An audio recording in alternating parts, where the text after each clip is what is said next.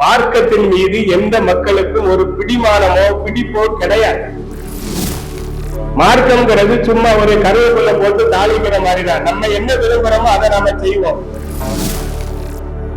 ஒரு முஸ்லீம் அல்லாதவர் இஸ்லாத்துக்கு எதிராக ஒரு செய்தியை சொல்லும் போது அதனுடைய எதிர்வினை கடுமையா இருக்கும். ஆனா அதை விட மோசமான விஷயத்தை ஒரு முஸ்லீம் சொல்லுவார். முஸ்லிம்களுக்கு மத்தியில உள்ள அந்த ஒற்றுமையை சிதைக்கணும். மொழியால், நிறத்தால், தரத்தால் மாறுபட்டவர்கள். ஒரு முஸ்லிம் எத்தனை கல்யாணம் முடிக்கலாம்? ஒரு நேரத்துல கல்யாணம் முடிப்பதா இருந்தா எத்தனை கல்யாணம் பண்ணலாம்? 4 கல்யாணம் பண்ணலாம். 4க்கு மேல பண்ண முடியாது. நம்ம யாரும் 4 கல்யாணம் பண்ணது கிடையாது. இல்லன்னா நீங்க ஒரு பெண்ணை வச்சு உருப்படியா வாழ பாருங்க அப்படின்னு தான் நம்ம குர்ஆன் சொல்லி காட்டுது. காலிசத்தல் லக்க, இது உங்களுக்கு மட்டும் விசேஷமானது. மின் தூனில் முஃமினீன், மூமின்களுக்கு இதுல அனுமதி கிடையாது. அவங்க 4 நிக்காஹ் பண்ணலாம். பெருமானார் ஸல்லல்லாஹு அலைஹி வஸல்லம் 11 திருமணங்கள் பண்ணாங்க. அதுல கதீஜா ரலியல்லாஹு அன்ஹா மக்காவிலே இறந்துட்டாங்க.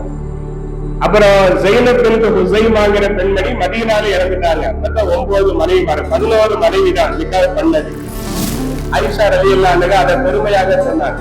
எந்த மனைவியும் இவ்வளவு பெரிய கூட்டத்தை இஸ்லாத்துக்கு கொண்டு வரல, ஜுவைரியா ரலியல்லாஹு அன்ஹா தான் கொண்டு வந்தார்கள் என்று பெருமைப்பட சொன்னார்கள் என்று வருகிறது.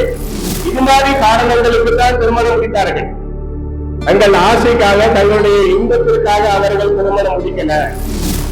உங்கள் முதுகன் தண்டிலிருந்து பிறந்த உங்கள் மகனுடைய மனைவிய நீங்கள் திருமணம் முடிப்பது ஹராம். ஸைனப் ரலியல்லாஹுடைய திருமணத்தை அல்லாஹ்வே நடத்தினார். அப்படி விளங்காமத்தான் அந்த சதி வலைகள்ல மக்கள் விழுந்து செதறி சின்ன பின்னமாக போய் நிற்கக்கூடிய ஒன்றுபட்ட சமுதாயம் இன்றைக்கு செதறு தங்காயாக செதறி கிடப்பது என்று காரணம் இப்படி சிந்திக்காம போனேன்.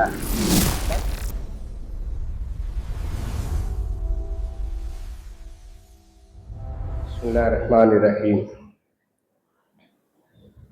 அல்ஹம்துலில்லாஹி ரப்பில் ஆலமீன். அல்லாஹும்ம ஸல்லி அலா சய்யிதினா வ நபியினா மௌலானா முஹம்மத் வ அலா ஆலிஹி வ அஸ்ஹாபிஹி வ அத்பாயிஹி அஜ்மஈன். அளவற்ற அருளாளனும் நிகரற்ற அன்புடையவனும் ஆகிய எல்லாம் வல்ல அல்லாஹ் தஆலாவின் மகத்தான பெரும் கருணையினால் மிக உயர்வான தஃசீருடைய வகுப்பில் அமர்ந்துள்ளோம். அல்ஹம்துலில்லாஹ். இந்த நல்ல நேரத்தில் உங்கள் அனைவருக்கும் என்னுடைய இனிய சலாமை காணிக்கையாக்குகின்றேன். ஸலாமு அலைக்கும் வரஹ்மத்துல்லாஹி வ பரகாத்துஹு. அஊது பில்லாஹி மினஷ் ஷைத்தானிர் ரஜீம். பிஸ்மில்லாஹிர் ரஹ்மானிர் ரஹீம். இன்னல்லதீன ஜாஊ பில் இஃப்கி உஸ்பத்தும் மின்கும். நிச்சயமாக எவர்கள் அவதூறுகளை கொண்டு வந்தார்களோ அவர்கள் உங்களின் இன்றும் உள்ளவர்களே. லா தஹ்சபூஹு ஷர்ரல் லக்கும், அது உங்களுக்கு தீங்கானது என்று நீங்கள் எண்ண வேண்டாம். பல் ஹுவ கைருல் லக்கும், அது உங்களுக்கு நன்மை தரக்கூடியதே. அன்பிற்குரிய அல்லாஹ்வின் நல்லடியார்களே, கடந்த 2 வாரங்களாக இந்த ஆயத்துடைய பின்னணியில் அன்னை ஆயிஷா ரலியல்லாஹு அன்ஹா அவர்கள் மீது சொல்லப்பட்ட அவதூறு சம்பந்தமான விவரங்களை நாம் பகிர்ந்து கொண்டோம்.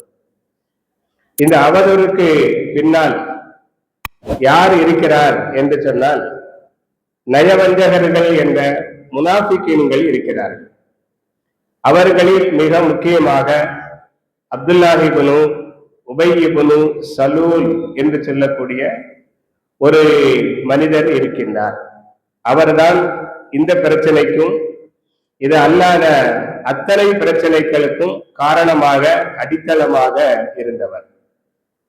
பெருமானார் ஸல்லல்லாஹு அலைஹி வஸல்லம் அவர்கள் மீது அவருக்கு தனிப்பட்ட ஒரு வெறுப்பும், தனிப்பட்ட ஒரு பொறாமையும், அந்த பொறாமையினால் எழுந்த பகைமையும் அவருக்குள்ளே தொடர்ந்து நெருப்பாக எரிந்து கொண்டே இருந்தது, கனன்று கொண்டே இருந்தது. அதுக்கு என்ன காரணம் என்று சொன்னால், நபிகள் நாயகம் ஸல்லல்லாஹு அலைஹி வஸல்லம் அவர்கள் மதீனா முனவராவிற்கு ஹிஜ்ரத் செய்து வருவதற்கு முன்பாக மதீனாவில் உள்ள மக்கள் எல்லோரும் ஒரு முடிவு எடுத்திருந்தார்கள். நமக்கென்று ஒரு தலைவர் வேண்டும். அவுஸ் என்ற ஹசரத் என்ற 2 கபீலாக்களையும் ஒன்றாக இணைத்து அந்த கபீலாக்களுக்கென்று ஒரு தலைவர் வேண்டும். அந்த ஒரு தலைவராக நாம் எல்லோரும் ஊர் கூடி ஒன்று சேர்ந்து அப்துல்லாஹ் இப்னு உபய் இப்னு சலூல் என்பவரை தேர்வு செய்யலாம். அவர் தலையில் கிரீடம் அணிவித்து அவருடைய வழிகாட்டுதல்களில் நாம் நடக்கலாம் என்று அவர்கள் முடிவு செய்திருந்தார்கள். அதற்கு காரணம் அவர் கொஞ்சம் விவரமானவராக கொஞ்சம் புத்திசாலியாக இருந்தார் என்பதுதான். ஆனால் பெருமானார் ஸல்லல்லாஹு அலைஹி வஸல்லம் அவர்கள் அல்லாஹ்வுடைய தூதராக தங்களை வெளிப்படுத்தி ஹஜ்ஜுடைய காலங்களில் ஹஜ்ஜுக்கு வரக்கூடிய அரபு நாட்டின் பிற பகுதிகளை சார்ந்த மக்களுக்கு அவர்களை தனித்தனியாக சந்தித்து கூடாரம் கூடாரமாக சென்று அவர்களுக்கு அல்லாஹ்வின் பக்கமாக அழைப்பு விடுத்த பொழுது நபித்துவத்தின் 11வது வருடத்திலே மதீனாவில் இருந்து வந்த ஒரு 6 நபர்கள் இஸ்லாத்தை ஏற்றுக்கொள்கிறார்கள். அவர்களை பெருமானார் சந்தித்து அல்லாஹ்வின் பக்கம் அழைப்பு விடுத்த பொழுது அந்த அழைப்பை அவர்கள் உடனடியாக தாமதமின்றி ஏற்றுக்கொண்டார்கள். அந்த 6 நபர்களும் மதீனாவிற்கு வந்து தாங்கள் சந்திக்கின்ற நபர்கள், தாங்கள் சார்ந்தவர்கள், தங்கள் உறவினர்கள், தங்களது உற்ற நண்பர்கள் என்று இஸ்லாத்தை சொன்னார்கள். அது கொஞ்சம் பரவ ஆரம்பித்தது. எனவே அடுத்த ஆண்டு ஒரு 12 நபர்கள் மக்காவிற்கு வந்தார்கள். நபி அவர்களை சந்தித்து அவர்கள் பையத் என்ற உடன்படிக்கை செய்து சில விஷயங்களை கற்றுக்கொண்டு சென்றார்கள். அடுத்த ஆண்டு சுமார் 72 நபர்கள் வந்தார்கள். அந்த 72 நபர்களும் வந்து பெருமானார் ஸல்லல்லாஹு அலைஹி வஸல்லம் மதீனாவுக்கே வந்துவிட வேண்டும், அவர்களோடு ஈமான் கொண்டிருக்கின்ற யாராக இருந்தாலும் மதீனாவுக்கு வந்துவிட வேண்டும், உடலாலும் உள்ளத்தாலும் உயிரை கொடுத்து அவர்களை நாங்கள் பாதுகாப்போம் என்று வாக்குறுதி கொடுத்தார்கள். அந்த வாக்கின் அடிப்படையில பெருமானார் ஸல்லல்லாஹு அலைஹி வஸல்லம் மதீனா முனவ்வரா வந்து சேருகின்றார்கள். இப்ப நபி ஸல்லல்லாஹு அலைஹி வஸல்லம் மதீனாவுக்கு வந்ததும் இஸ்லாம் ஆரம்பமாகி முதல் வருடம், 2வது வருடம், 3வது வருடம் என்று மதீனாவுல தொடர்ந்து 3 வருடங்கள் அதை பற்றிய பேச்சுக்களும் அதற்கான எதிர்ப்புகளும் அதை ஏற்பதும் அப்படியே அந்த 3 வருடங்கள் கழிந்து 4வது வருடத்தின் துவக்கத்துல நபி ஸல்லல்லாஹு அலைஹி வஸல்லம் மதீனாவுக்கு வந்தார்கள். இந்த காலகட்டத்துல அந்த விஷயத்தை எல்லாரும் மறந்தே போனார்கள். எந்த விஷயத்தை? அவனை தலைவராக, அந்த அப்துல்லாஹ் இப்னு உபய் இப்னு சலூல் என்பவரை தலைவராக தேர்ந்தெடுக்கின்ற அந்த விஷயத்தை எல்லாரும் மறந்துட்டாங்க. அதற்கு பிறகு அவங்களுக்கு ஞாபகம் வந்தாலும் அது ஒரு தேவையில்லாத விஷயம் என்று முடிவுக்கு வந்து விட்டார்கள். என்ன காரணம்? பெருமானார் ஸல்லல்லாஹு அலைஹி வஸல்லம் அவர்கள் தங்களுக்கு ஹாதியாக, முர்ஷிதாக இருக்கிறார்கள். நேர்வழி காட்டக்கூடிய நபியாக, நல்ல விஷயங்களை நமக்கு கற்றுத்தரக்கூடிய அல்லாஹ்வுடைய ரசூலாக, வழிகாட்டியாக, பண்படுத்தக்கூடிய நபராக நபி அவர்கள் இருக்கும் பொழுது, அல்லாஹ்வுடைய தூதராக ஒருவர் நமக்கு வந்திருக்கும் பொழுது, இன்னொரு மனிதர் நமக்கு தலைவராக இருப்பதற்கு, வழிகாட்டியாக இருப்பதற்கு அவசியம் இல்லை, அது நமக்கு தேவையும் இல்லை என்பதாக டோட்டலாக புறக்கணித்து விட்டார். அங்கிருந்துதான் அவனுடைய உள்ளத்துல அந்த பகை உணர்வு என்பது வெளிப்பட ஆரம்பித்தது. இவரால் தான் நம்முடைய அந்தஸ்து போனது, இவரால் தான் நம்முடைய பதவி போனது என்ற பொறாமை, அந்த பொறாமையின் விளைவாக ஏற்பட்ட பகை அவருடைய உள்ளத்துல தொடர்ந்து நெருப்பாக எரிந்து கொண்டே இருக்காரு. எனவே சில சந்தர்ப்பங்கள்ல துணிந்து பகிரங்கமாக நபி அவர்களை எதிர்க்கக்கூடியவராக இருந்தார். ஏன்னா அவர் இஸ்லாத்துக்கு வரல. அதனால பெருமானார் ஸல்லல்லாஹு அலைஹி வஸல்லம் அவர்களை தொடர்ந்து துணிந்து எதிர்ப்பவராக இருந்தார். ஆரம்ப காலகட்டத்தில் ஆரம்பத்திலேயே நாம் எதிர்த்து விட்டால் அந்த எதிர்ப்பை அடிப்படையாக வைத்து மறுபடியும் அவர்களை மக்காவிற்கே விரட்டி விடலாம் அப்படின்னு அந்த அப்துல்லாஹ் இப்னு உபய் என்பவர் திட்டம் போட்டார். அந்த திட்டத்தின் அடிப்படையில அவர் நபி அவர்களை வாய்ப்பு கிடைக்கும் பொழுது பகிரங்கமாக நேருக்கு நேராக எதிர்க்க ஆரம்பித்தார். இமாம் புகாரி ரஹ்மத்துல்லாஹி அலைஹி அவர்கள் ஒரு செய்தியை சொல்லுகிறார்கள். பத்ருடைய யுத்தத்திற்கு முன்னால் நடந்த செய்தி.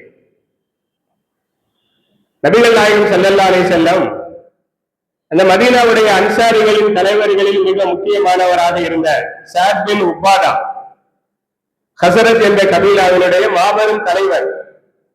அவர் உடல் நலம் இல்லாமல் பாதிக்கப்பட்டிருக்கிறார் அப்படின்னு தெரிந்தவுடனே அவருடைய இல்லத்திற்கே சென்று அவரை நலம் விசாரிக்க வேண்டும் என்று நபி அவர்கள் முடிவு செய்தார்கள். அதனால ஒரு கழுதை மேல அவர்கள் ஏறிக்கொண்டார்கள். அந்த கழுதைக்கு பின்னால தன்னுடைய பேரப்பிள்ளை உசாமா பின் ஸயீத் ரலியல்லாஹு அன்ஹு அவர்களையும் ஏற்றிக்கொண்டு நபி அவர்கள் அங்கிருந்து அவர் இருக்கும் இடம் தேடி, மதீனாவில இருந்து ஒரு சில கிலோமீட்டர் தூரத்துல அவருடைய வீடு இருந்துச்சு, அவரை சந்திப்பதற்காக செல்கிறார்கள். இப்படி செல்லக்கூடிய வழியில ஸஅத் பின் உபாதாவுடைய வீட்டுக்கு கொஞ்சம் முன்னால, அவர் வீடு வருவதற்கு கொஞ்சம் முன்னால ஒரு இடத்துல சில மக்கள் ஒன்று கூடி அமர்ந்திருக்கிறார்கள். அவர்கள் தங்களுக்கு மத்தியிலே பேசிக் கொண்டிருக்கிறார்கள். அதுல சில முஸ்லிம்களும் இருந்தார்கள், சில காபிர்களும் இருந்தார்கள், சில யூதர்களும் இருந்தார்கள். எல்லாரும் சேர்ந்து உட்கார்ந்து பேசிக் கொண்டிருக்கிற அந்த இடத்துக்கு நபி ஸல்லல்லாஹு அலைஹி வஸல்லம் வந்ததும் அந்த சபையில இந்த அப்துல்லாஹ் இப்னு உபை இப்னு சலூல் என்ற இந்த நபரும் அங்கே இருந்தார். அவர் இஸ்லாத்தை ஏற்காத நபராக இருந்தார். அவர் இதயத்தில் பெருமானார் மீது வெறுப்பு எரிந்து கொண்டிருந்த அந்த நேரம் நபி அவர்கள் அந்த இடத்துக்கு வந்தவுடனே கழுதை மேல ஏறி வரும் பொழுது இந்த கழுதையினுடைய கால் பட்டு அந்த மண்ணில இருந்து புழுதி பரவ ஆரம்பிச்சிச்சு. புழுதி பரவும் போது காத்து வீசுனா அங்க இருந்த மக்கள் மேல அந்த புழுதி படிந்தது. அங்க இருந்த எல்லாருக்குமே அது இயல்பான ஒன்றுன்னு தெரியும். ஏன்னா அதுலதான் எல்லாரும் பழகிட்டு இருக்காங்க. ஆடு மாடு ஒட்டகம் அதை வச்சு அவர்கள் வாழ்ந்து கொண்டிருக்கும் பொழுது அந்த புழுதி படிகிறது வைக்கிறது எல்லாமே சகஜம். அதனால அதை யாரும் கண்டு கொள்ளவில்லை.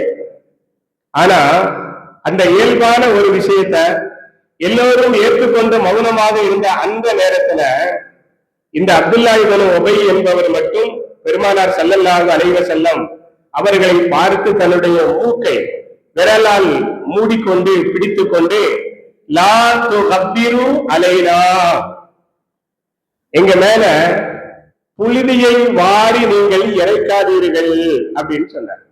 லா துகப்பிரு அலைனா, எங்கள் மீது புழுதியை வாரி நீங்கள் இறைக்காதீர்கள். ஏதோ நபி அவர்களை கையால அள்ளி போட்ட மாதிரி, நபி அவர்கள் திட்டம் போட்டு அப்படி நடந்த மாதிரி அவர் அந்த விஷயத்தை எடுத்துக்கொண்டு எங்க மேல புழுதி வாரி இறைக்காதீர்கள் அப்படின்னு சொன்னார். இதுக்கு ரெண்டு அர்த்தம் இருக்குது. ஒண்ணு என்ன அப்படின்னா, கழுதையின் காலால் புழுதி பறந்து அது எங்கள் மீது படருகிறது. ஆகவே நீங்க இங்க வராம இருந்திருந்தா, இந்த சபைக்கு வராம இருந்திருந்தா, சபைக்கு அப்பால் நீங்க அப்படியே எங்க போறீங்களோ அங்க கடந்து போயிருந்தா எங்களுக்கு இந்த அவசரம் ஏற்பட்டிருக்காது அப்படிங்கிறது ஒரு அர்த்தம்.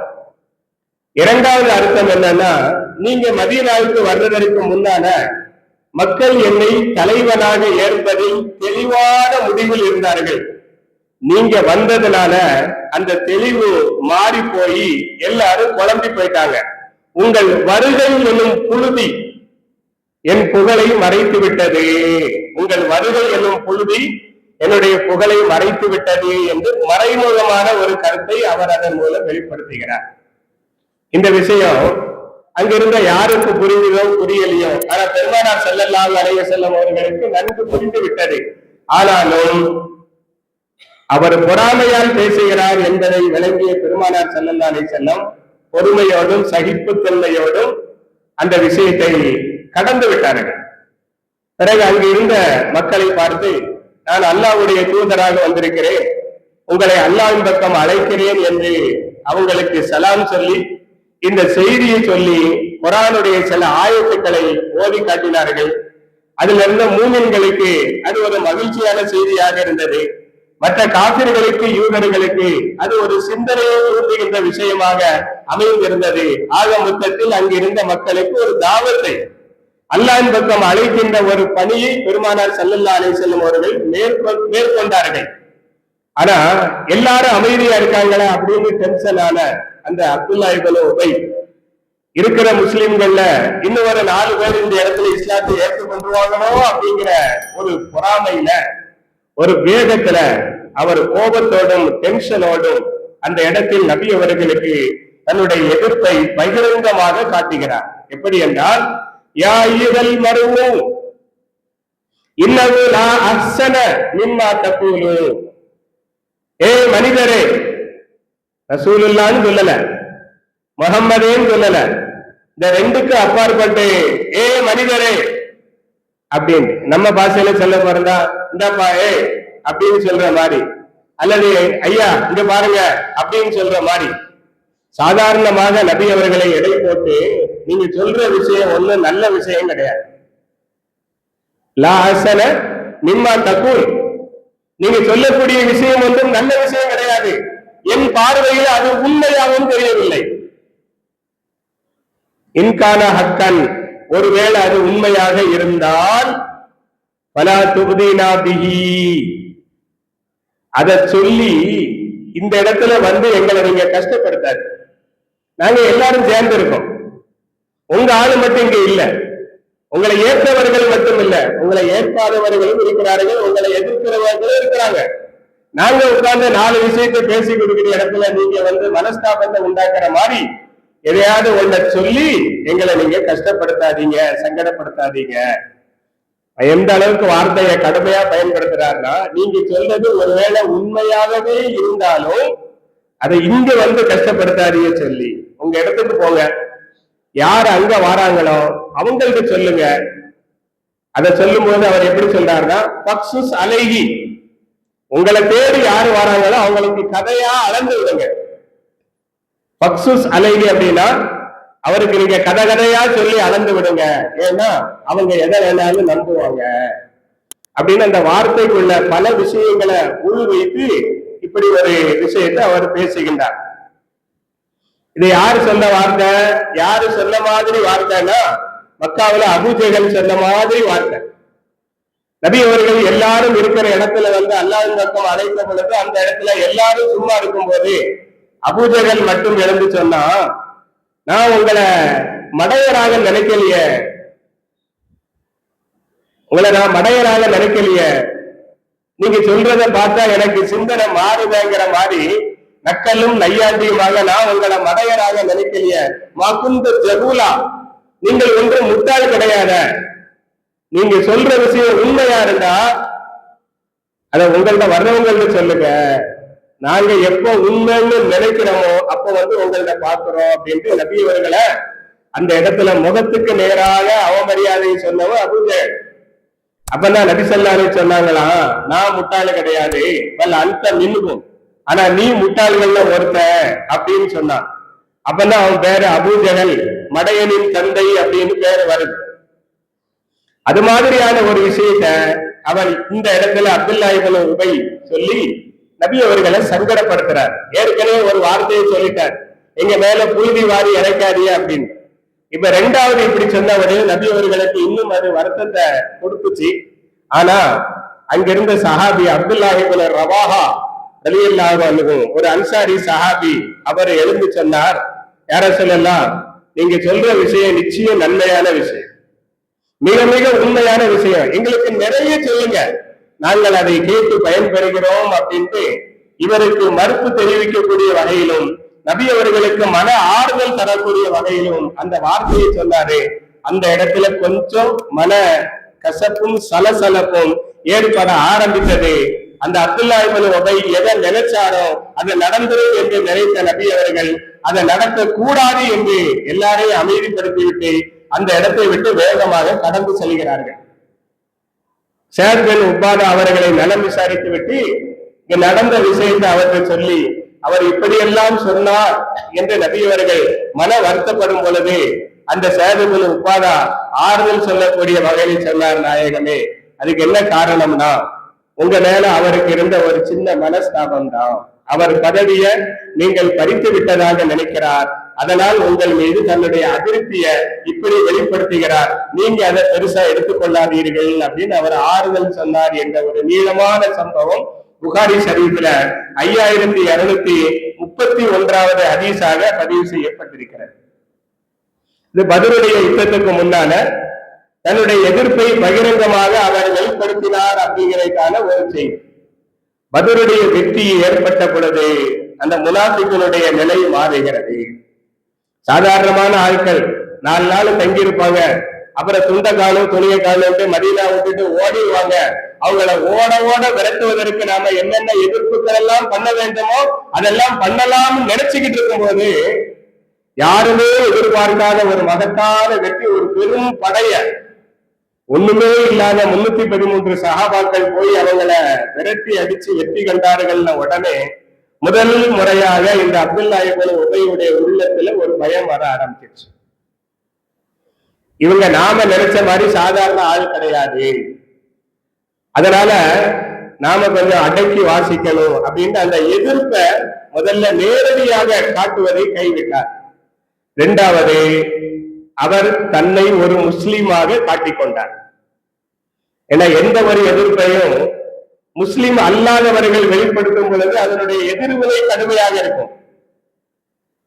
ஒரு முஸ்லிம் அல்லாதவர் இஸ்லாத்துக்கு எதிராக ஒரு செய்தியை சொல்லும் போது அதனுடைய எதிர்வினை கடுமையா இருக்கும். ஆனா அதை விட மோசமான விஷயத்தை ஒரு முஸ்லீம் சொல்லுவார். ஒரு அமைப்பை சார்ந்தவரோ அல்லது வேறு யாராவது ஒரு ஆளு முஸ்லீமாக இருக்கிறவர் சொன்னார்னா நாம எல்லாரும் நம்ம காதுல விழாத செவிடனை போல, வாய் பேச தெரியாத ஊமையனை போல நாம மௌனமாக கடந்து போயிடும். ஏன்னா அதை நம்மில் ஒரு ஆள் சொன்னார்னா அது நமக்கு பெரிய விஷயமாக தெரியாது. பெருமானாரை அல்லது பெருமானாருடைய மனைவிமார்களை அவதூறாக சொல்ல ஒரு காப்பிருக்க போது கொந்தளிக்கின்றன. அதே விஷயத்த நமக்குள்ள இருக்கக்கூடிய ஏற்ற தலைவர்கள் சொல்லும் பொழுது நாம கண்டும் காணாத செவிடனாக ஊமையாக மாறிவிட்ட நிறைய சம்பவங்கள் நமக்கு உண்டு. ஏன்னா அவன் நம்மாளு அப்படிங்கிற ஒரு எண்ணம் நமக்குள்ள தானாகவே வந்தது. இதெல்லாம் ஆரம்பத்துல அதை விதைச்சது. அந்த முனாஃபிக்கு தான் அதை ஏற்படுத்தி விட்டான். எனவேதான் தன்னை முஸ்லீமாக காட்டிக் கொண்டான். வெளிரங்கத்துல களிமா சொல்ற மாதிரி களிமா சொல்லி நானும் முஸ்லீம் தான், நானும் உங்களுக்கு நல்லதை நாடக்கூடியவன் தான் அப்படின்னு நம்ப வச்சு கழுத்தை அறுக்கிறதுக்கு என்னென்ன வேலை பண்ணணுமோ அது அதற்கு பின்னால் அவன் பண்ண ஆரம்பித்தான் மறைமுகமாக. அன்பிற்குரிய அல்லாஹ்வின் நல்லடியார்களே, சந்தர்ப்பங்களை எதிர்நோக்கி அவன் காத்திருக்க ஆரம்பித்தான். அவனுடைய நோக்கம் 2 தான். ஒண்ணு, முஸ்லிம்களுக்கு மத்தியில உள்ள அந்த ஒற்றுமைய சிதைக்கணும். ஏன்னா அன்னைக்கு ஏற்பட்ட அந்த ஒற்றுமை அதுவரை ஏற்படாத ஒரு மிக வலிமையான ஒற்றுமை. மதீனாவுல ஒரே ஊர்ல உள்ள 2 கபீலாக்காரர்கள் பல ஆண்டுகளாக அடித்துக் கொண்டார்கள், சண்டையிட்டுக் கொண்டார்கள், அவுஸ் என்றும் ஹசரத் என்றும். ஆனா இஸ்லாம் வந்ததும் அவங்களுடைய பெயர் மாறி அன்சாரிகள் என்று அழைக்கப்பட்டு அவங்களுக்கு மத்தியில உள்ள அந்த சண்டைய அந்த பகைய ஓய்க்கவே முடியாது என்று நினைத்த விஷயத்தை பெருமானார் ஸல்லல்லாஹு அலைஹி வஸல்லம் ஒழித்து கட்டிவிட்டார்கள். அண்ணன் தம்பிகளாக அவர்கள் மாறி போனார்கள். அது அல்லாஹ் தஆலா சொல்லுகிறான், அவன்தான் அவர்களது உள்ளத்தில் அன்பை விதைத்தான். நீங்க உலகத்துல உள்ள எல்லா பொருளையும் கொட்டி செலவழித்தாலும் உங்களால அந்த அன்பை விதைக்க முடியாது. அவன்தான் விதைத்தான். இந்த லா இலாஹ இல்லல்லாஹ்ங்கிற கலிமா அந்த 2 கபீலாக்கு மத்தியில அன்பை ஏற்படுத்தி அன்சாரிகள் அப்படிங்கிற ஒரு சிறப்பு பெயருக்கு வந்துட்டாங்க. நம்ம யாரை இணைக்க முடியாதுன்னு நினைச்சோமோ அவங்க இணைஞ்சிட்டாங்க அப்படிங்கிறது மட்டுமல்ல, எங்கேயோ பிறந்து எங்கேயோ வளர்ந்து எங்கேயோ வாழ்ந்த அந்த மக்கள் மொழியால், நிறத்தால், தரத்தால் மாறுபட்டவர்கள், அப்படிப்பட்டவங்களையும் இந்த இஸ்லாம் ஒன்று சேர்த்து கருப்பரும் வெள்ளையரும் பாகுபாடு இல்லாமல், உயர்ந்தவர் தாழ்ந்தவர் என்ற ஏற்றத்தாழ்வு இல்லாமல் எல்லாரும் கட்டிப்பிடித்து அண்ணன் தம்பியாக வாழ்கிறார்களே அப்படின்னு நினைச்சா இந்த ஒற்றுமையை முதல்ல ஒழிக்கணும். அதனால முஸ்லிம்களுக்கு மத்தியில் இருக்கக்கூடிய ஒற்றுமையை சிதைக்கணும். 2வது, முஸ்லிம்களுக்கு எதிராக யார் வந்தாலும், அவர் காபிராக இருந்தாலும் யூதராக இருந்தாலும், மதீனாவுக்கு வெளியில் உள்ள காபிர்களா இருக்கட்டும் அல்லது மதீனாவுக்குள்ளே இருக்கின்ற யூதர்களாக இருக்கட்டும், அவர்கள் முஸ்லிம்களுக்கு எதிராக முடிவெடுத்தால் அதற்கு நாம் மறைமுகமாக உதவி செய்ய வேண்டும் அப்படிங்கிற 2 விஷயம்தான் அவருடைய அடிப்படை நோக்கமாக குறிக்கோளாக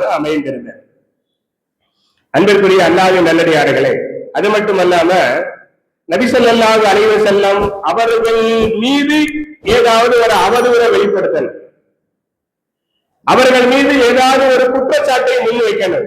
அப்படி வச்சா நபி அவங்க மேல உயிரையே வச்சிருக்கிற அந்த மக்கள் இவரையா நம்ம இப்படி நினைச்சோம் அப்படின்னு நினைக்க ஆரம்பிச்சிருவாங்க.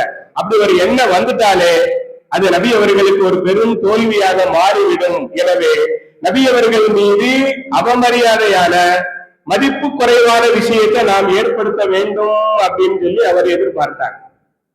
இரண்டாவது, சஹாபாக்களுக்கு மத்தியில பிளவுகளை ஏற்படுத்தி பிரிக்கணும் அப்படின்னு நினைச்சார்.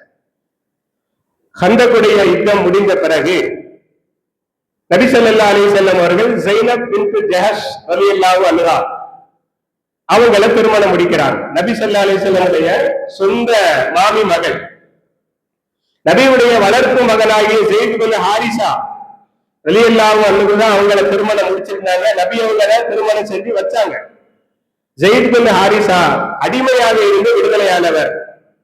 ஆனா ஸைனப் ரலியல்லாஹு அன்ஹா குறைஷி குலத்தினுடைய உயர் குலத்து மங்கையாக பேரழகியாக இருந்தவர்கள். ரெண்டு பேருக்கும் ஒத்து போகல, அவங்களுக்கு மத்தியில ஒத்து போகல. ஸைனப் ரலியல்லாஹு அன்ஹாவுக்கு அவங்களோட வாழ்வதுல ஒரு பெரிய விருப்பம் ஏற்படல. அதனால அவங்களுக்கு மத்தியில ஒரு பிரிவு ஏற்படுகிறது. அந்த பிரிவுக்கு பிறகு நபி ஸல்லல்லாஹு அலைஹி வஸல்லம் அவர்களே ஸைனப் ரலியல்லாஹு அன்ஹா அவங்களை திருமணம் செய்து கொண்டார்கள்.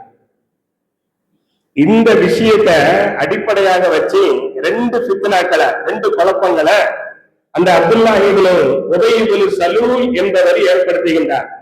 முதல் விஷயம் என்னன்னா, எப்பவுமே சிந்தனையில் படுற மாதிரி ஒரு விஷயத்தை டச் பண்ணிட்டோம்னா அது மக்கள்கிட்ட எடுபட்டுரும். சிந்தனையில படுற மாதிரி சொல்லணும். அன்னைக்கு அப்படிதான் சொன்னாங்க. ஒரு 35 வருஷத்துக்கு முன்னால அப்படிதான் சொன்னாங்க. இறை ஒன்று, நபி ஒன்று, மறை ஒன்று, மார்க்கம் ஒன்று, மதுகப்பட்டு ஏன் 4? எல்லாம் ஒண்ணா இருக்கும் போது முஸ்லிம்களும் ஒன்று அப்படிதானே வரணும். அது மட்டும் எப்படி 4 விதமான வழியை ரசூலுல்லாஹ் கற்றுத் தந்திருப்பாங்களா? கொஞ்சம் யோசிக்க வேண்டாமா? அப்படின்னு ஒரு விஷயத்தை முன் வச்சாரு பாருங்க. அதை இன்னைக்கு வரைக்கும் நம்மளால தடை தெரியவே முடியல. 35 வருஷமாக உலமாக்கள் போராடுகின்றார்கள்.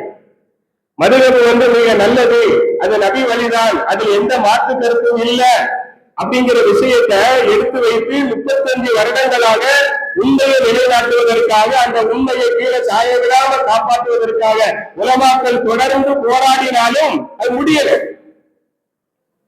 4 பேர் ஒரு வீட்டுல இருந்தா 3 பேர் அவங்க ஆளுங்கிற அளவுக்கு மெஜாரிட்டி வந்துருச்சு. அதுல ஒரு ஆளு ரொம்ப ஆணித்தரமா நின்னாருன்னா மத்த 2 பேரும் உப்புக்கு ஜப்பானியாக இருக்கட்டும். இந்த வெள்ளிக்கிழமை ஒரு பள்ளிவாசல் திறந்தாங்க. அதுல யாரெல்லாம் இருந்தாங்க தெரியுமா? வீடியோல நான் பார்த்தேன் யாரெல்லாம் இருந்தாங்கன்ட்டு. அப்பதான் நான் நினைச்சேன், என்னடா போடா அப்படின்னு சொல்லுவாங்க. நம்ம எண்ணத்தை சொல்லி என்ன ஆக போகுது? எல்லாரும் அங்கவே உட்கார்ந்துருக்காங்க. ஏன் அங்கவே உட்கார்ந்துருக்காங்க அப்படின்னா, அந்த கொள்கையை அவர்கள் ஏற்றுக்கொண்டார்கள் அப்படின்னு சொல்லி வந்தவங்க ஒரு 5-6 பேர் தான் இருக்கும், அந்த கொள்கைக்குள்ள உள்ளவர்கள். ஆனா என்னதான் நடக்குன்னு பார்த்துட்டு வந்துருவோம் அப்படின்னு கொஞ்சம் பேரு. ரெண்டாவது அவரே வந்திருக்காரு அப்படிங்கிறதுக்காக ஒரு கூட்டம், அங்கேயும் சொல்ல போற ஆளு இங்கேயும் சொல்ல போற ஆளு அப்படின்னு ஒரு கூட்டம். எல்லாருமே மொத்தத்துல அங்க போய் நின்று பார்க்கும்போது என்னதான் நம்ம எடுத்து சொன்னாலும் அது எடுபடாதுங்கிற நிலைமைக்கு மக்கள் வந்து விட்டார்கள் அப்படிங்கிறது ஒரு பக்கம் என்றாலும், மார்க்கத்தின் மீது எந்த மக்களுக்கும் ஒரு பிடிமானமோ பிடிப்போ கிடையாது. மார்க்கம்ங்கிறது சும்மா ஒரு கருவேப்பிலை போட்டு தாளிக்கிற மாதிரிதான். நம்ம என்ன விரும்புறோமோ அதை நாம செய்வோம். அதுக்கு தோதுவா இருந்தா எடுத்துக்கிறோம், இல்லட்டா நாங்க நினைக்கிறதான் செய்வோங்கிற இடத்துக்கு மக்கள் வந்துட்டாங்க. ஆரம்பத்துல விதைச்ச அந்த விதை. ஆனா அன்னைக்கு எல்லாம் ஒன்னா இருக்கும் போது நம்ம ஏன் நாளா நிக்கணும் அப்படின்னு சொல்லி வந்தவங்க இன்னைக்கு எத்தனையோ பிரிவுகளாக பிரிஞ்சு செதஞ்சி போய் நிக்கிறாங்களா? இதை யாராவது ஒரு ஆளு போய் நீங்க ஏன் இப்படி புரிஞ்சுட்டீங்க அப்படின்னு எவராவது ஒருத்தர் கேட்கிறவர் உண்டா அப்படின்னா யாரும் கேட்க மாட்டாங்க. அதை பத்தி அவங்களுக்கு அந்த சிந்தனை அன்னைக்கு சொன்னாங்க. நீங்க இப்ப ஏங்க அப்படி பிரிஞ்சுட்டீங்க, இதுக்கு என்ன காரணம்? துட்டு காரணமா, அல்லது பதவி காரணமா, அல்லது தலைமை காரணமா, அல்லது உங்களுக்கு இருந்த மன இச்சை என்ற வெறி காரணமா, ஏன் இப்படி புரிஞ்சீங்க? எல்லாம் ஒன்னா இருக்கணும்னு சொன்னவங்க, 4 மதுவுக்கு வேண்டாம்னு சொன்னவங்க, இப்ப நீங்க 16 32 துண்டா போயிட்டீங்களே, இதுக்கு என்ன காரணம்? இந்த காரணத்துக்கு பின்னால அல்லாஹ் ரசூல் இருக்காங்களா, உங்களுடைய மன இச்சை இருக்கா? யாராவது கேட்க முடியுமா? இல்ல கேட்கிறத நம்ம தயாரா இருக்கிறோமா? எல்லாரும் கந்திரி கடைக்கு வேடிக்கை பார்க்கிற போற மாதிரி நம்மளும் நம்மளுடைய மனோநிலைகளை நம்ம மாற்றி அமைத்துக் கொள்ளும். ஆக நான் சொல்ல வரக்கூடிய செய்தி என்னன்னா, முதல்ல ஒரு உணர்ச்சி பூர்வமான ஒரு விதையை விதைச்சிட்டோம்னா அதுக்கு பிறகு அதை அழிக்கவே முடியாது. அதுதான் மனசுல வந்துகிட்டே இருக்கும். இந்த கிரிமினல் மைண்ட் என்று சொல்லக்கூடிய இந்த சிந்தனையை முதல்ல விதைச்சத அந்த அப்துல்லா இப்னு உபை இப்னு சலூல். அதை அப்படியே அவனுடைய வாரிசுகள் இன்னைக்கு அதை கையில் எடுத்து நடைமுறைப்படுத்தி கொண்டிருக்கிறார். என்ன விதைச்சா அப்படின்னா, ரொம்ப சிம்பிளா மக்களோட விஷயத்த கொண்டு போயிட்டான். என்ன சொன்னா அப்படின்னா, ஒரு முஸ்லிம் எத்தனை கல்யாணம் முடிக்கலாம்? ஒரு நேரத்துல கல்யாணம் முடிப்பதா இருந்தா எத்தனை கல்யாணம் பண்ணலாம்? 4 கல்யாணம் பண்ணலாம். 4க்கு மேல பண்ண முடியாது. நம்ம யாரும் 4 கல்யாணம் பண்ணவும் கிடையாது. எனக்கு தெரிஞ்சு தமிழ்நாட்டுல ஒரே ஒரு ஆள் இருந்தாரு. அவர் யாருன்னு எனக்கு தெரியும். ஏன்னா அவருடைய பிள்ளைங்க 2 பேரும் இங்க கூட ஓதுனாங்க. அதுக்கு பிறகு தமிழ்நாட்டுல யாரும் 4 கல்யாணம் ஒரே நேரத்துல பண்ணாங்களான்னு தெரியாது. இது அனுமதி தான் தவிர கட்டாயம் கிடையாது. 4 திருமணங்களும் ஒவ்வொரு முஸ்லீமும் செய்து ஆக வேண்டும் என்ற கட்டாயம் கிடையாது. அந்த தகுதியும் அந்த தரமும் அவங்கள்ட்ட இருந்தா அந்த நேர்மையோடு நீதியோடு அவர்களை அணுக முடியும் என்று இருந்தா கல்யாணம் பண்ணிக்கிடலாம். இல்லைன்னா நீங்க ஒரு பெண்ணை வச்சு உருப்படியா வாழ பாருங்க அப்படின்னு தான் நம்ம குரான் சொல்லி காட்டுது. 4 கல்யாணம் பண்ணலாம். மஸ்னா வசுலாச ஒரு ரூபா குரான் சொல்லுதா? குரான்ல இருக்கா? ரசூல்லா அவங்களுக்கு சொல்லியிருக்காங்களா? இப்படியே கொண்டு வந்துட்டு இது எல்லாருக்கும் பொதுவு தானங்க. அப்பயே ரசூல்லா 5ஆவதாக ஜெய்னப கல்யாணம் பண்ணாங்க. 4 கல்யாணம் பண்ணலாம்னு சொல்லி பன்கீவு வாத்தாபலக்கும் மினன் நிசா மஸ்னா வசுலாச ஒரு ரூபா 4 வரைக்கும் பண்ணலாம்னு ரசூல்லா அல்லாஹ்வுடைய ஆயத்தை நமக்கு ஓதி காட்டினாங்க. இப்ப 5ஆவதாக கல்யாணம் பண்ணிருக்காங்களே, இதை நீங்க கேட்கப்படாதா? அப்படி ரொம்ப சிம்பிளா விஷயத்தை கொண்டு வந்து நபி அவங்க மேல சில பேர் எப்படி யோசிப்பாங்க, அபூபக்கர் சித்திக் மாதிரி உள்ள ஈமான் உள்ளவங்களா இருந்தா அல்லாஹ்வுடைய தூதர் என்ன செஞ்சாலும் சரியா இருக்குன்னு சொல்லுவாங்க. அவங்க மேராஜுக்கு போயிட்டு வந்தாங்கன்னு சொல்லும் போது, போனது யாருப்பா? ரசூலுல்லாஹ், சரியா தான் இருக்கும் அப்படின்னு அடித்தரமா ஆணித்தரமா அடிச்சாங்கன்னா அந்த மாதிரி அபூபக்கர் ரலியல்லாஹு அன்ஹு இருந்தா அடிப்பாங்க. ஒரு சாமானியமான மக்கள்கிட்ட போய் சொல்லும் போது அவங்க யோசிக்காரு, ஆமா சரிதானே அப்படின்னு சொல்லி. பலகீனமான மக்கள், விவரம் தெரியாத மக்கள்கிட்ட அந்த விஷயம் எடுபட ஆரம்பிச்சு. 2வது விஷயம் என்னன்னா, அரபுகள் பழக்கத்துல வளர்ப்பு பிள்ளைகள் அவங்கள சொந்த பிள்ளையாகத்தான் நினைச்சாங்க. தனக்கு பிறந்த பிள்ளையை எப்படி மதிச்சாங்களோ அப்படித்தான் வளர்ப்பு பிள்ளைக்குமான அந்தஸ்து அவங்க கொடுத்தாங்க. ஒரு வளர்ப்பு மகன், அவனுக்கு ஒரு மனைவி இருந்தா அந்த மனைவிய வளர்ப்பு தந்தை திருமணம் முடிக்க மாட்டார். இது அறியாமை காலத்துல அந்த பழக்கத்தை வச்சிருந்தாங்க. ஆனா ஜெய்னப் ரலியல்லாஹு அன்ஹாவை நபி அவர்கள் திருமணம் முடிச்சதை வச்சு 2வது அவங்க சொன்னது, இந்த ஜெய்னப் யாரு தெரியுமா? ரசூலுல்லாஹ்வுடைய வளர்ப்பு மகன் ஜெயிதுடைய மனைவி. நம்ம வளர்ப்பு பிள்ளையுடைய மனைவியை கல்யாணம் பண்ணுவோமாங்க? ஆனா ரசூலுல்லாஹ் பண்ணிருக்காங்க பாத்தீங்களா அப்படின்னு 2வது ஒரு பிரச்சனை. ஒரே நிக்காக வச்சு 2 ஃபித்னாவை ஏற்படுத்தி விட்டு. ஆனா அல்லாஹ் தஆலா அந்த 2க்கும் ஆயத்தை இறக்கி பதில் சொல்லி அந்த ஃபித்னாவை மேல எழும்ப விடாமல் அல்லாஹ் முடிவு செஞ்சான். முதல் விஷயம், அஹ்ஸாப் சூராவுல 50வது வசனத்தில் அல்லாஹ் தஆலா சொல்லி காட்டுகிறார், யா அய்யுஹன் நபிய்யு இன்ன அஹலல்லா லக அஸ்வாஜ கல்லாத்தி ஆதைத உஜூரஹுன்ன அப்படின்னு அந்த வசனம் வருது. நீங்க விரும்புகின்ற மனைவிகளை நிக்காஹ் செய்வதற்கு நாம் தான் ஹலாலாக்கி தந்திருக்கோம் அப்படி சொல்லிட்டு, ஹாலிசத்தல் லக்க, இது உங்களுக்கு மட்டும் விசேஷமானது, மின் தூனில் முஃமினீன், மூமின்களுக்கு இதுல அனுமதி கிடையாது. அவங்க 4 நிக்காஹ் பண்ணலாம். ஆனா நீங்க உங்கள் மனம் விரும்புகின்ற அளவிற்கு எத்தனை நிக்காஹ் வேணாலும் பண்ணிக் கொள்ளலாம். இதை நாம் தான் அனுமதித்துவோம் அப்படின்னு அல்லாஹ் தஆலா சொல்லி அதற்கு ஒரு முற்றுப்புள்ளி வைத்தார். பெருமானார் ஸல்லல்லாஹு அலைஹி வஸல்லம் 11 திருமணங்கள் பண்ணாங்க. அதுல கதீஜா ரலியல்லாஹு அன்ஹா மக்காவிலே இறந்துட்டாங்க. அப்புறம் ஜெயினப் பின்த் ஹுசைமாங்கிற பெண்மணி மதீனால இறந்துட்டாங்க. மொத்தம் 9 மனைவிமார், 11 மனைவி தான் நிக்காஹ் பண்ணது. ஆனா இந்த பல நிக்காஹ்கள் என்பது பெருமானார் ஸல்லல்லாஹு அலைஹி வஸல்லம் அதன் மூலமாக கபீலா மக்களை இஸ்லாத்தின் பக்கமாக ஈர்ப்பதுல அதுல ஒரு காரணம் இருக்குது என்று விளங்கினார்கள். நான் போன வாரத்துல விட சொல்லி காட்டினேன். ஜுவைரியா ரலியல்லாஹு அன்ஹாவை திருமணம் முடித்ததுனால அந்த கபீலாவை சார்ந்த 700 நபர்கள் இஸ்லாத்துக்கு வந்தாங்க. நம்ம சம்பந்தி அப்படின்னு சொல்லி அவர்கள் இஸ்லாத்துக்கு வந்தார்கள். ஆயிஷா ரலியல்லாஹு அன்ஹா அதை பெருமையாக சொன்னார். எந்த மனைவியும் இவ்வளவு பெரிய கூட்டத்தை இஸ்லாத்துக்கு கொண்டு வரல, ஜுவைரியா ரலியல்லாஹு அன்ஹா தான் கொண்டு வந்தார்கள் என்று பெருமைப்பட சொன்னார்கள் என்று வருகிறது. இது மாதிரி காரணங்களுக்கு தான் திருமணம் முடித்தார்கள். தங்கள் ஆசைக்காக, தங்களுடைய இன்பத்திற்காக அவர்கள் திருமணம் முடிக்கல.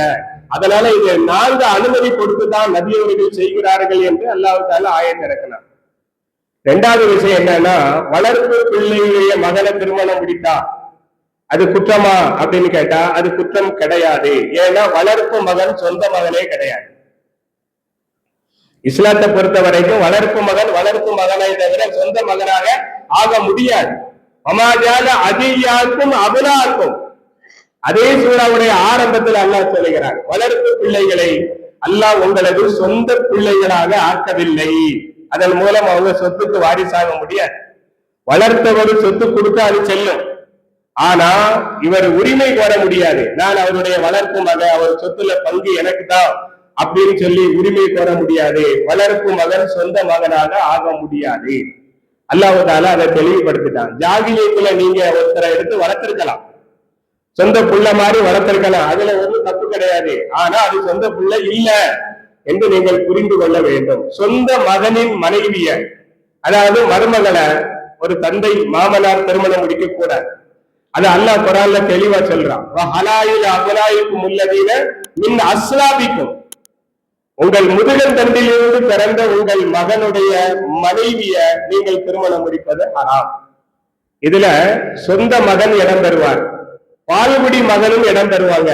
ஆனா வளர்ப்பு மகனாக இருக்காது பாருங்க, அவங்க இடம் பெற மாட்டார்கள். அல்லாஹ் தஆலா ஆயத்தை சொல்லி அந்த முனாஃபிக்கீன்கள் தூண்டிய அந்த 2 விஷயத்தையும் அல்லாஹ் தஆலா அதை முழுமையாக அமர்த்தி விட்டான். அது எடுபடாமல், அந்த நாடகம் எடுபடாமல் அல்லாஹ் தஆலா முடித்து வைத்தார். அது மட்டுமல்ல, ஸைனப் ரலியல்லாஹு அன்ஹுடைய திருமணத்தை அல்லாஹ்வே நடத்தினார்.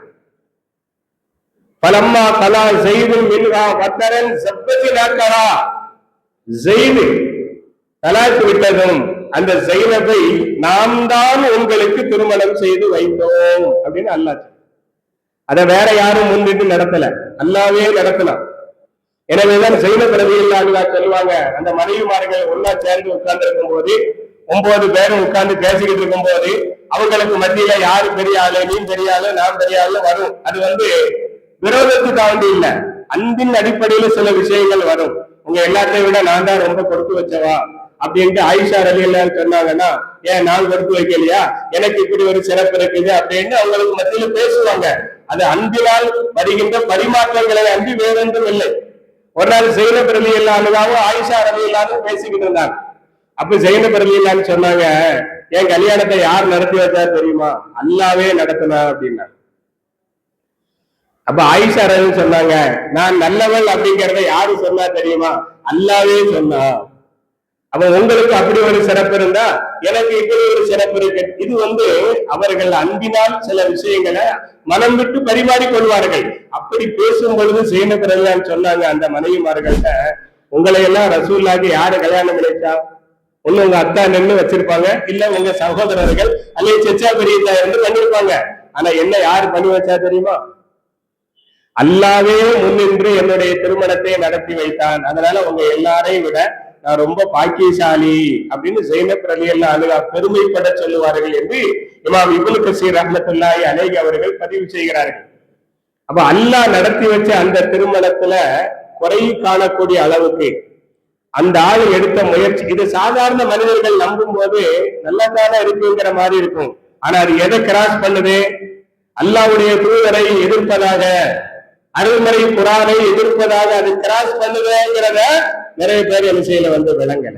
அப்படி விளங்காமத்தான் அந்த சதி வலைகள்ல மக்கள் விழுந்து செதறி சின்ன பின்னமாக போய் நிற்கக்கூடிய ஒன்றுபட்ட சமுதாயம் இன்றைக்கு செதறு தாங்காயாக செதறி கிடப்பது என்று காரணம் இப்படி சிந்திக்காம போனேன். பனுல் முஸ்தலக் என்ற அந்த போர்ல ஆயிஷா ரலியல்லாஹு அன்ஹா மீது அவதூறு சுமத்தப்பட்ட அந்த பனுல் முஸ்தலக்ங்கிற போர்ல அதுக்கு முன்னாடி ஒரு சம்பவம் நடக்குது.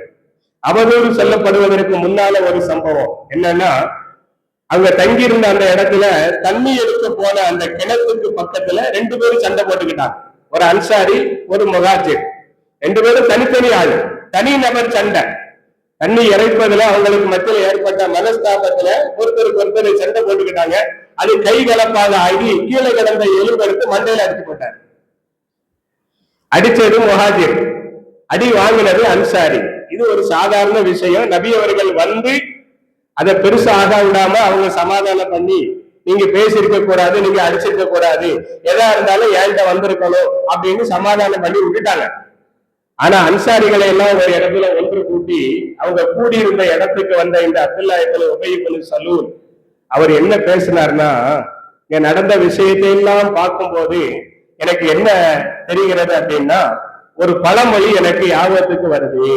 நம்முடைய முன்னோர்கள் சொல்லுவாங்க, சம்மின் கல்பக ஏற்குலுக்க, நல்ல தீனி போட்டு உன் நாயை நீ வள, அந்த நாய் நாளைக்கு ஒன்ன கடிக்கும் அப்படின்னு சொல்லுவாங்க. சம்மின் கல்பக்க ஏற்குலுக்க, நல்ல எலும்பும் இறைச்சி மீன் முள்ளு எல்லாம் போட்டு நாயை நல்ல கொழு என்று வள, நாயையா வளர்க்க அது நாளைக்கு உடைய கடிக்கும் அப்படின்னு சொல்லுவாங்க. அத மாதிரி நம்ம பெரியவங்க சொல்லுவாங்க. ஆனா இன்னைக்குதான் நான் அதை யதார்த்தமாக கண்ணுக்கு முன்னால நிதர்சனமா பாக்குறேன். தங்குறதுக்கு இடம் கொடுத்து, திங்கிறதுக்கு சோறு கொடுத்து, உடுத்துறதுக்கு உடை கொடுத்து, செலவுக்கு பணமும் கொடுத்து, எல்லா வகையிலும் அரவணைச்சவங்களை பார்த்தீங்களா, அடிக்காங்க பார்த்தீங்களா அப்படின்ட்டு விஷமத்தனமான செய்திய அவரு அந்த மக்களுக்கு மத்தியில சொல்லி, இந்த கண்ணியமானவன், அவர் தன்னைத்தானே சொல்றார், இந்த கண்ணியமானவர் இங்கிருந்து மதீனாவுக்கு வந்த உடனே அந்த இழிவான நபரை அல்லாஹ் பாதுகாக்கணும். நபி அவங்களை பார்த்து அவர் சொல்லுங்க, இழிவான நபரை முதல்ல மதீனாவுக்கு வெளியேற்றுவாங்க. 2வது, இனி நீங்க யாரும் இவங்களுக்கு தங்குறதுக்கு இடம் கொடுக்காதீங்க, திங்கிறதுக்கு சோறு கொடுக்காதீங்க, உடுத்துறதுக்கு உடை கொடுக்காதீங்க, பசி எடுத்துட்டாங்கன்னா தானா ஓடிடுவாங்க அப்படின்னு 2 விஷயத்தை அங்க அவங்களுக்கு மத்தியில விதைக்கிறார். அந்த செய்தியை அங்க இருந்த ஸைத் இப்னு அர்கம் ரலியல்லாஹு அன்ஹு, கொஞ்சம் சின்ன வயசு சஹாபி, அவர் போய் தன்னுடைய சச்சாட்ட சொல்றார். அவர் போய் ரசூலுல்லாஹ்ட்ட சொல்றார். நபி அவர்கள் இவரை கூப்பிட்டு, என்னங்க இப்படியா பேசுனீங்க அப்படிங்கும் போது, யாரு சொன்னா, நாமலாம் அப்படி சொல்லலையே. ஒரு முனாஃபிக் ஒரு நய வந்து சொல்லிட்டு டக்குனு இல்லைன்றோம். அவனுக்கு வந்து வீரம் கிடையாது. ஆமா நான் தான் சொன்னேன் இப்ப என்ன அப்படின்னு சொல்லக்கூடிய தைரியம் கிடையாது. ஒரே அடியா வந்து பட்டுன்னு அப்படிலாம் இல்லையா, விஷயம் ரொம்ப லேசா போயிடும். ஆமா நான் தான் சொன்னேன், அடுத்தடுத்து பதில் சொல்லணும். நான்லாம் சொல்ல கிடையாது அப்படின்னு தான் முடிஞ்சிடும். சின்ன பையன் சொல்லுவாங்க இல்லையா, எல்லாமே சத்தியமா அப்படின்றோம். அது மாதிரி நான் சொல்லல, இல்ல இவரு சொன்னார, சின்ன பையன் பேச கேட்டுக்கிட்டா நீங்க என்கிட்ட வந்து பேசுறிய அப்படின்ட்டு நபி அவங்கள டக்குன்னு நோஸ் கட் பண்ணிட்டாங்க. அதுக்கு மேல பெருமானாரால எதுவும் பேச முடியல. சரி இது உண்மை என்றால் அல்லாஹ் வெளிப்படுத்துவோம் அப்படின்ட்டு இந்த விஷயத்தை பெருசுபடுத்தாம எல்லாரும் இங்க இருந்து புறப்படுங்கன்றாங்க. தொடர்ந்து பயணம் செய்யுங்கன்றாங்க. எங்கேயும் நிக்க கூடாது, போய்கிட்டே இருக்கணும். நான் சொல்ற வரைக்கும் போய்கிட்டே இருக்கேன். அன்றைய பகல் ஃபுல்லா போனாங்க, நைட்டு ஃபுல்லா போனாங்க. கடைசியில ஒரு இடத்துல ஓய்வுக்காக இறங்க சொன்ன உடனே எல்லாரும் கீழே உட்கார்ந்த உளுந்த உடனே தூங்கிட்டாங்க. டயர்ட்ல வந்து அந்த விஷயத்தை பேசுறதுக்கு இடம் கொடுக்கல. ஆனால் அல்லாஹ் தஆலா அல் முனாஃபிகூன் அப்படிங்கிற சூறாவை இறக்கி, அந்த சூறாவில இவர் என்ன சொன்னார் அப்படிங்கிற விஷயத்தையும் மிக தெளிவாக அல்லாஹ் தஆலா சொல்லிட்டு, அந்த ஸைத் இப்னு அர்கம் என்ற சிறுவர் சொன்னது உண்மை, இவன் பொய்ய அப்படின்னு சொல்லி ரொம்ப தெளிவாக அல்லாஹ் அந்த சூறாவில அந்த நடந்த விஷயத்தை எல்லாத்தையும் புட்டு புட்டு வச்சுட்டான். 2வது விஷயம் தான் ஆயிஷா ரலியல்லாஹு அன்ஹா மேல அவதூறு. அந்த அவதூறையும் அல்லாஹ் தஆலா அன்னூர் சூறாவில மிக தெளிவாக எடுத்து சொன்னார். இந்த சம்பவத்துக்கு பிறகு சம்பந்தப்பட்டவங்களுக்கு தண்டனை கொடுத்த நபி அவர்கள் இவருக்கு தண்டனை கொடுக்கல. ஏன் கொடுக்கலங்கிறத நாம கடந்த வாரம் விரிவா சொன்னோம். அவருக்கு மறுமையில மிகப்பெரிய தண்டனை இருக்குது, அதனால அல்லாஹ் அவரை விட்டுட்டான் அப்படின்னு சொல்லி. ஆனா மக்களுக்கு மத்தியில அவருடைய மதிப்பு மரியாதை எல்லாம் போயிடுச்சு. இவரையா நாம நம்பணும் அப்படின்ட்டு அவங்க கூட இருந்தவங்களே அவரை சீ அப்படின்ட்டு நினைக்க ஆரம்பிச்சு. அவர் மகனே வந்து சொன்னாரு, எங்க அத்தாவை கொல்லணுமா, ஏன்ட்ட சொல்லுங்க, நானே போட்டு தள்ளிடுறேன் அப்படின்னார். ஆனா நபி ஸல்லல்லாஹு அலைஹி வஸல்லம் அவருக்கு கருணை காட்டி அவரோடு கனிவா நடந்து எல்லாருடைய மனசையும் நபி அவர்கள் தன் பக்கமாக ஈர்த்து வந்தார்கள். இதுக்கு பிறகு அந்த ஆளு ஏதாவது சேட்டை பண்ணாருன்னு வச்சுக்கிடுங்களேன், அந்த மக்களே போய் ஏப்பா நீ சொல்றது பொய்யாத்தான் இருக்கும், பேசாம இருக்குன்றாங்க. ரஹீக் என்ற அந்த கிதாபில் எழுதுறாங்க, இந்த சம்பவத்துக்கு பிறகு அவர் ஏதாவது ஒரு விஷயம் சொன்னா, நீனா சொன்ன அது பொய்யாத்தான் இருக்கும், பேசாம இரு. ஏன் உனக்கு இந்த தேவையில்லாத வேலை, எதையாவது ஒண்ணு சொல்லிக்கிட்டு இருக்கீங்க, எல்லாரும் ஈமான் கொண்டமா தொழுகமான்ட்டு அல்லாஹ் சுக்குர்னு போய்கிட்டு இருக்கும் போது நீ மட்டும் இப்படி ஒரு கர்த்தனியமா அலையில அப்படின்னு பேச ஆரம்பிச்சிட்டாங்க. ஆரம்பிச்ச உடனே அவரு இனி நம்ம எதை செஞ்சாலும் பார்த்து பத்திரமா தான் செய்யணும், இந்த விஷயத்த நபி ஸல்லல்லாஹு அலைஹி வஸல்லம் ஒரு நாள் உமர் ரலியல்லாஹு அன்ஹு அவங்களோட பகிர்ந்து கொள்கிறார். எப்படின்னா, அன்னைக்கு இந்த சம்பவம் நடக்கும் போது இந்த முஸ்லிம்களுக்கு மத்தியில பிளவை உண்டாக்குன அந்த சம்பவமும் ஆயிஷா ரலியல்லாஹு அன்ஹா மேல அவதூறு சொன்ன இந்த விஷயமும், இந்த ரெண்டு விஷயங்கள் நடந்த உடனே உமர் ரலியல்லாஹு அன்ஹு சொன்னாங்க, நாயகமே அந்த ஆளை ஏன் நீங்க இன்னும் வச்சுக்கிட்டு இருக்கிறீங்க, அவரை நீங்களே கொன்ற வேண்டியதானே அப்படின்னா.